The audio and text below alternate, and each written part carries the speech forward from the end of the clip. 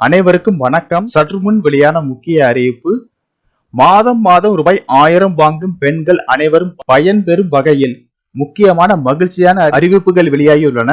இதை பத்தி விரிவாக தெரிஞ்சுக்கணும்னா இந்த வீடியோவை கடைசி வரைக்கும் ஸ்கிப் பண்ணாம பாருங்க. இந்த வீடியோக்கு ஒரு லைக் போட்டு உங்களுடைய நண்பர்கள் அனைவருக்கும் ஷேர் பண்ணி விடுங்க. வீடியோக்குள்ள போறதுக்கு முன்னாடி இந்த சேனல் இது வரைக்கும் சப்ஸ்கிரைப் பண்ணாதவங்க சப்ஸ்கிரைப் பண்ணிக்கோங்க.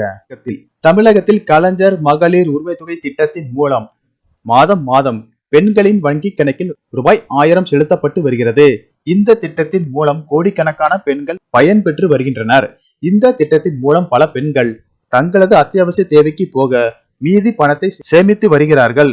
பணத்தை சேமிப்பதில் ஆண்களை விட பெண்கள் அதிகமாக ஆர்வம் காட்டி வருகிறார்கள். இந்த நிலையில் இனி நீங்கள் ஒவ்வொரு மாதமும் நிலையான வருமானத்தை பெற அஞ்சலகத்துறை மாதாந்திர வருமான திட்டத்தை தொடங்கியுள்ளது. பாதுகாப்பான முதலீட்டை பொறுத்தவரை தபால் அலுவலக சேமிப்பு திட்டங்கள் இந்தியாவில் மிகவும் விரும்பப்படுகின்றன.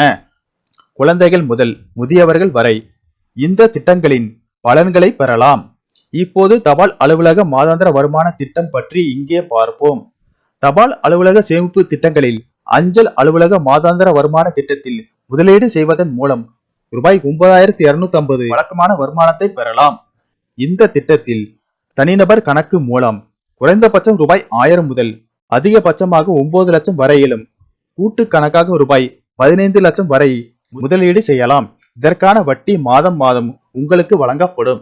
இந்த சேமிப்பு திட்டத்தில் தற்போது 7.4% ஆண்டு வட்டியை அரசு வழங்குகிறது.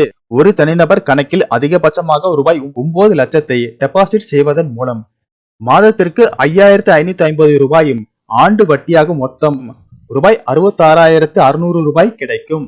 கூட்டு கணக்கில் அதிகபட்சமாக ரூபாய் 15 லட்சத்தை டெபாசிட் செய்வதன் மூலம் மாதத்திற்கு ரூபாய் 9250 ரூபாய் ஆண்டு வட்டியாக மொத்தம் 1,11,000 கிடைக்கும்.